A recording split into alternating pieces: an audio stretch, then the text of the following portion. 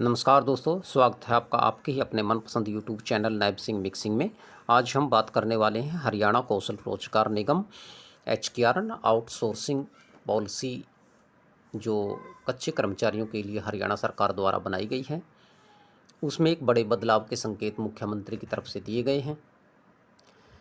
जिन कच्चे कर्मचारियों को जिनकी संख्या करीब 1,20,000 के आसपास है, उनकी जो नौकरी है, चाहे वो पार्ट 1 के हों, पार्ट 2 के आधार पर लगे हों, उनकी जो 58 साल की नौकरी की सुरक्षा की गारंटी हरियाणा सरकार ने दी थी, उस पे हम चर्चा करेंगे।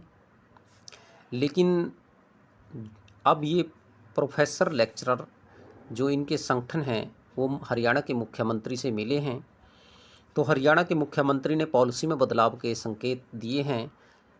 उनके लिए एक नई पॉलिसी बनाई जा रही है जिसमें assistant professor, extension lecturer, political टीचरों, पशु चिकित्सकों, जेई, एसडीओ सहित करीब ये 5,000 के आसपास ऐसे कर्मचारी हैं जिन्हें ये लाभ आगे नई पॉलिसी में मिलेगा।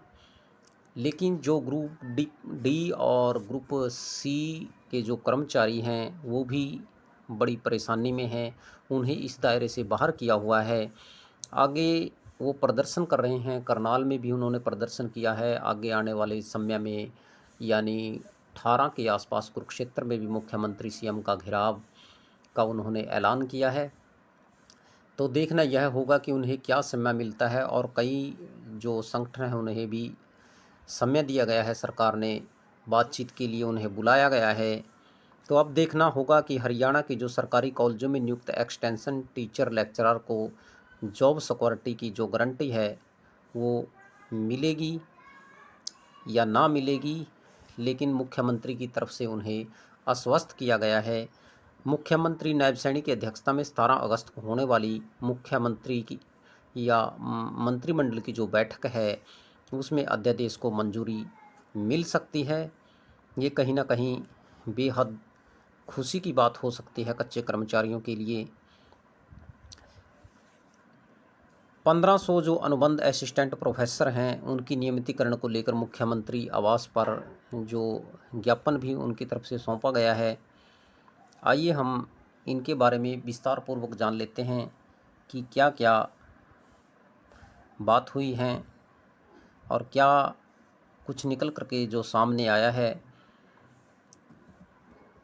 जो सहायक प्रोफेसर हैं, यूजीसी चयन प्रक्रिया के मापदंडों को पूर्ण कर 57,700 रुपये न्यूनतम बेसिक पे 7वें वेतन आयोग के अनुसार जो उन सैलरी ले रहे हैं।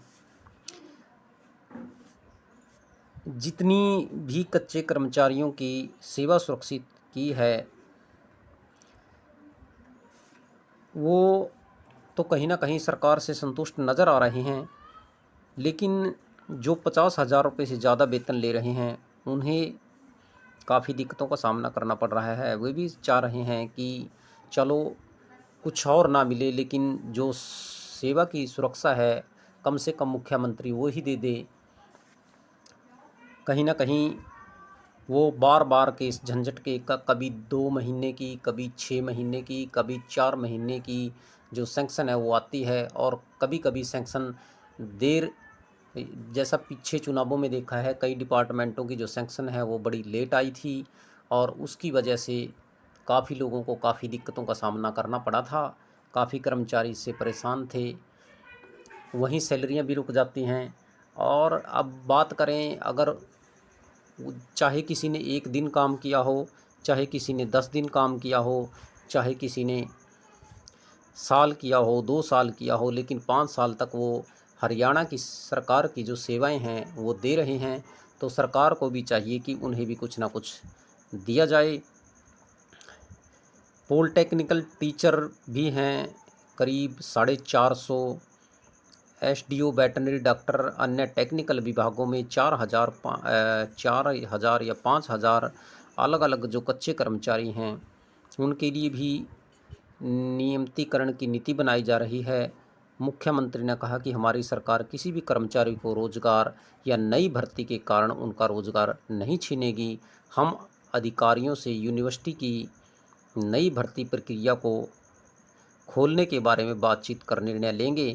पहले आप सबको समायोजित करें और बाद में नए सिरे से भर्ती प्रक्रिया करें ताकि आप सबका रोजगार बना रहे और पॉलिसी का आप सबको लाभ मिल सके।